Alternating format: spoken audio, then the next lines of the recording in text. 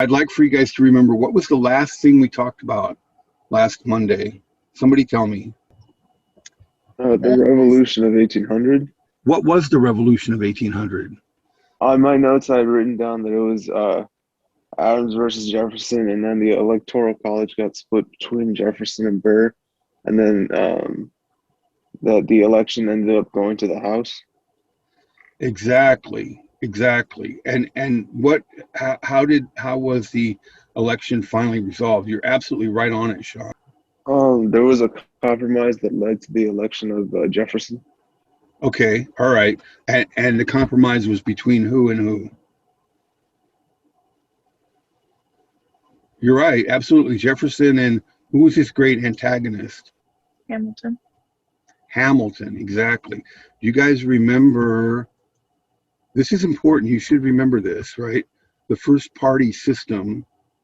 This was the way that the different visions of the country split themselves apart during the Washington administration. So if you remember, Hamilton was Secretary of the Treasury, Jefferson was Secretary of State, but they had very different visions of the country, and that Hamilton thought that the country should be a great industrial commercial power, and Jefferson thought it should be a landscape of liberty. He was more idealistic. And so then we saw that that led to two different views. On the one hand, the people that followed Hamilton were known as Federalists. They were mostly in the Northeast because that was really the industrial center of the United States. Some of the more famous Federalists were Washington and Adams, and they wanted a strong central government so that they could encourage commerce and industry, and then they wanted to enact plans that weren't particularly specified in the Constitution, like a national bank. And so they thought that the Constitution was like a framework that could be added to. Okay, do you guys remember this? Questions, comments? Okay, because I'm going to come back and I'm going to ask you again. And these long pregnant silences are kind of uncomfortable for everybody. So you should be able to answer these questions. All right. All right. So next, then we have the people that followed Jefferson were Democratic Republicans, is what they call themselves. Sometimes just Republicans. Some of the more famous of them were Madison and Monroe.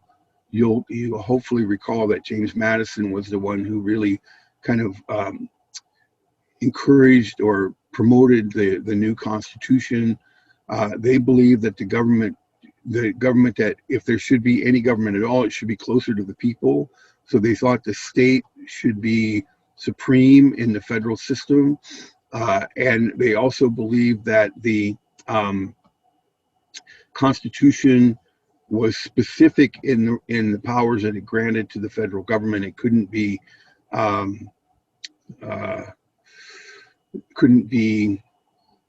the word I'm looking for? It couldn't be broken. You could only go by what the Constitution said and nothing else, right? Now, let me just make a kind of an observation about legal practice today, and that will be that there are still people who call themselves strict constructionists and loose constructionists.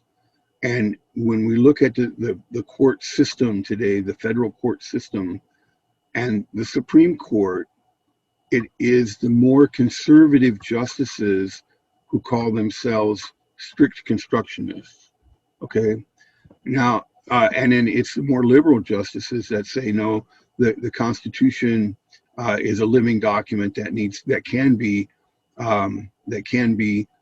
interpreted to mean things that weren't intended actually originally. Like, for example, same-sex marriage. Same-sex marriage wasn't something that was an issue in 1787, so it wasn't in the Constitution.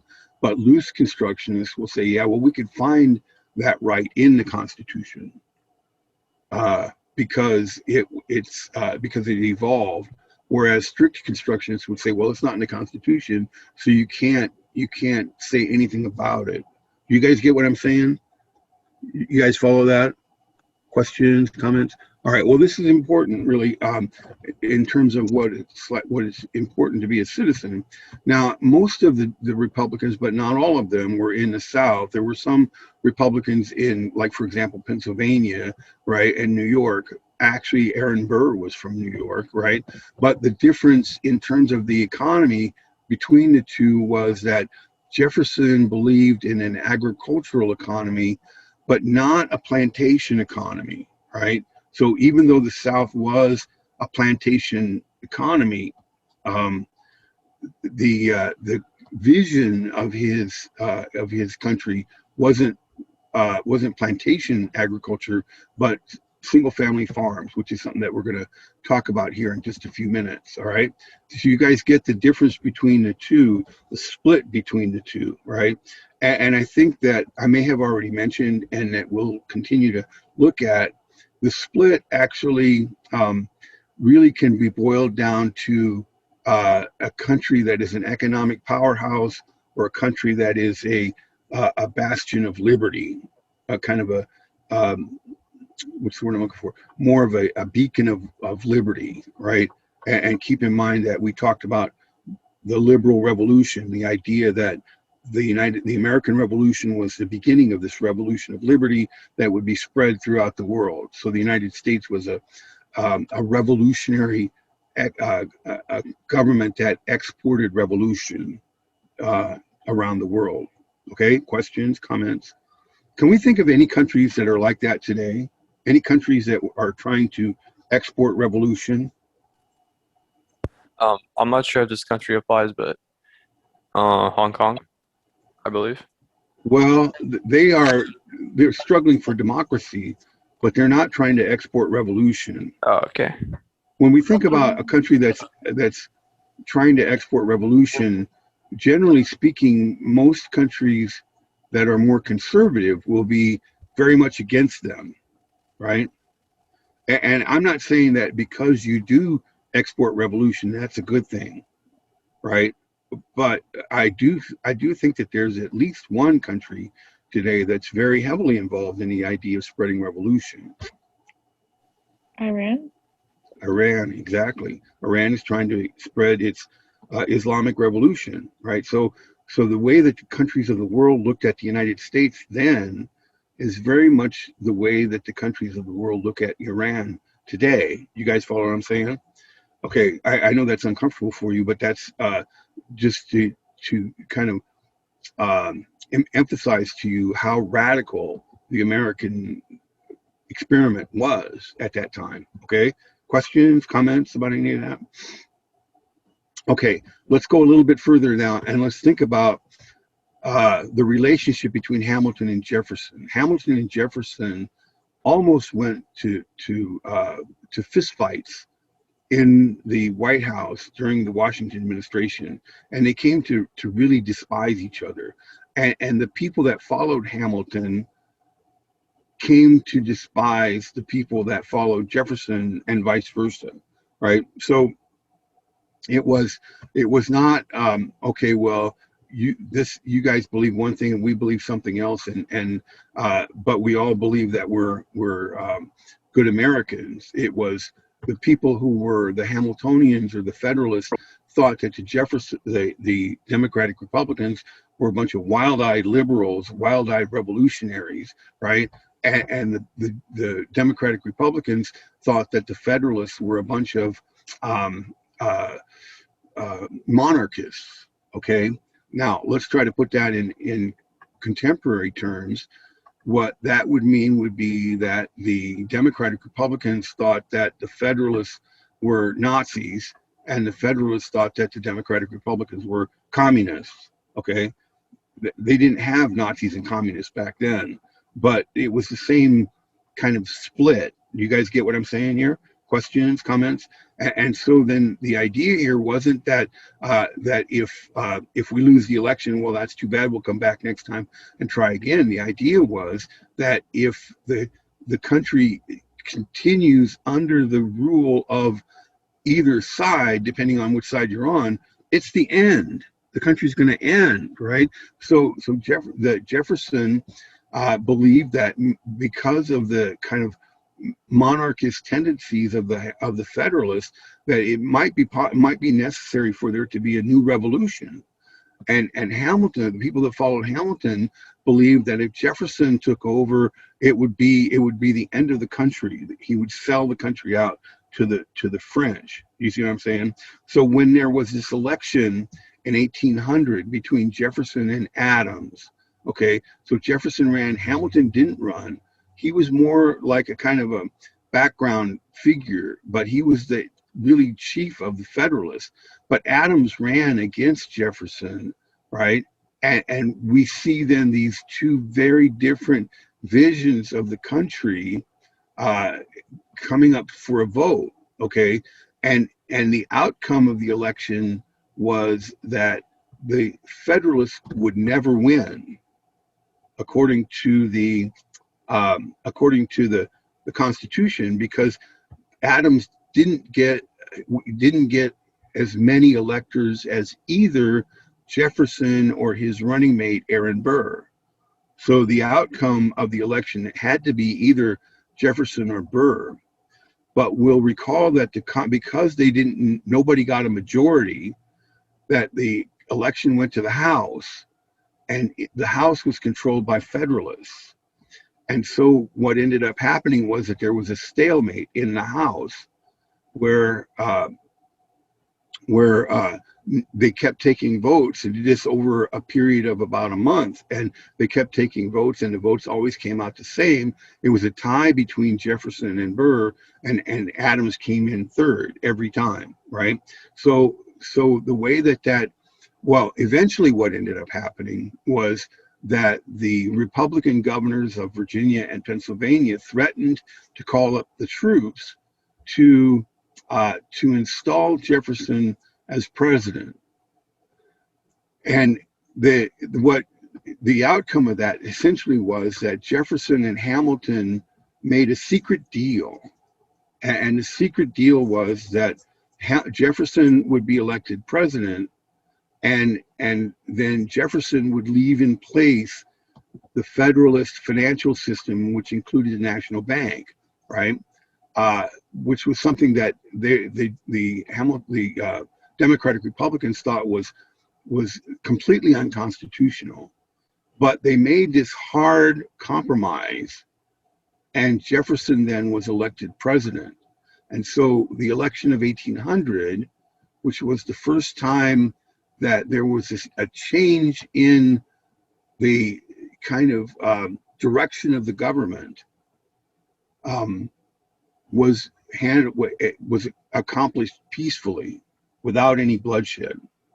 Now, when we look at that, we say, well, that's no big deal. I mean, that happens all the time. It has always happened in American history, and it's almost always true.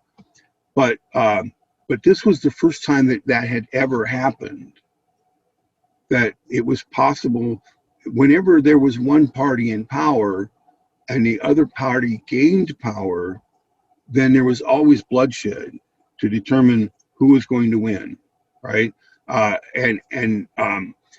Although this was really, they didn't really have this experience with democracy, but if we look later at the Latin American revolutions, at the revolution in Mexico and Argentina and anywhere, and even in France, right, when they have their revolution there, the idea was that when one party, when there's an election and the party in power loses the election, then they always declared the election to be a fraud, and they ended up fighting it out, right? And then the result of that was that the vote really didn't matter. It was just a prelude to a war that happened every election. You guys get what I'm saying? But that didn't happen in the United States. And what that means is that the United States proved that it was possible for a democracy to work. That's the example of the validity of democracy. Do you guys follow what I'm saying here? So this is an incredibly important event in world history. that the United States was able to survive this this crisis, this of elections. And what happens then to these two different visions of the United States is that this becomes the the big question for American politics from then all the way through.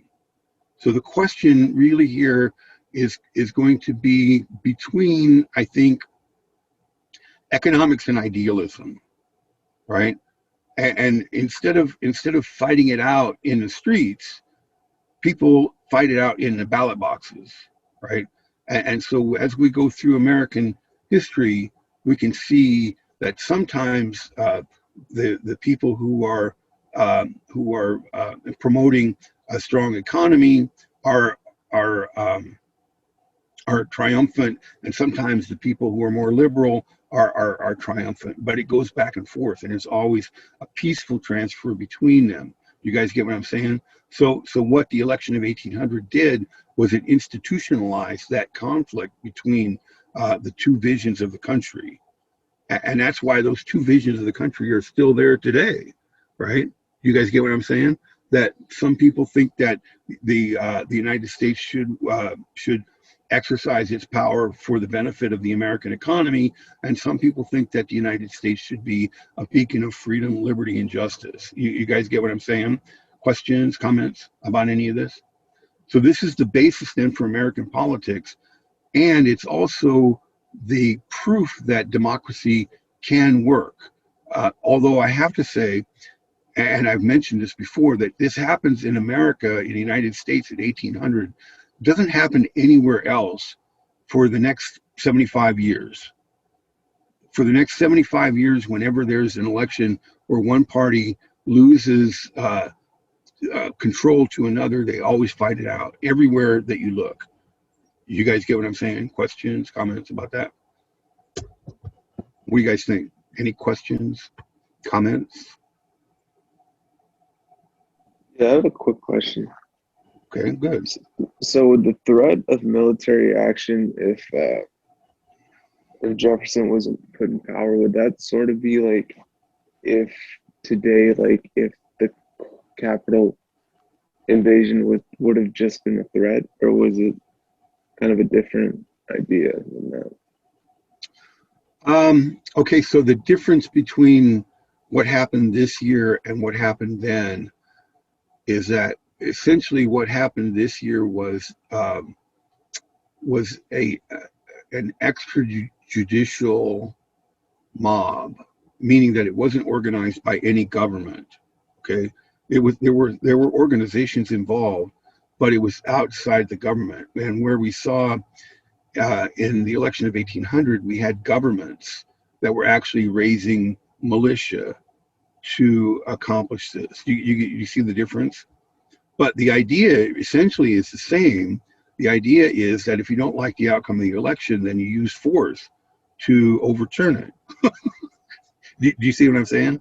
Although I will say that what happened this year was that people were against the people that invaded the Capitol were against the outcome of the revolution of the election, and the armies in 1800 were in favor of the change of power. You guys get what I'm saying? You get what I'm saying? So those are the Yeah. differences. Yeah. But Okay. but anytime that you want to use force to overturn the will of the people, that would be something that would be a threat to democracy. Okay. Thank you. And it really sets a bad example for the democratic system. A bad precedent. All right. Questions, comments? That's a good question, Sean. Thank you. Any other questions?